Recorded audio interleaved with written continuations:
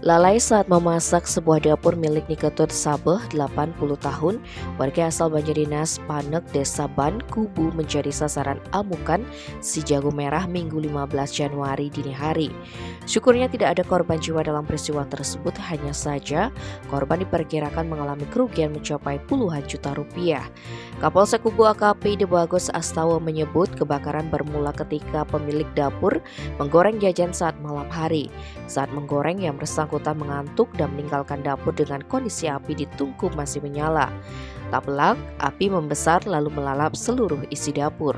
Kobaran api pertama kali diketahui keluarganya, kemudian diberitahukan kepada pemilik dapur. Ketika terbangun, Niketut Sabeh sudah mendapati api membakar dapur beserta peralatan lainnya. Warga berupaya memadamkan api, tetapi si jago merah keburu membesar. Api baru dapat dipadamkan setelah ditangani petugas pemadam kebakaran dan penyelamatan Karangasem.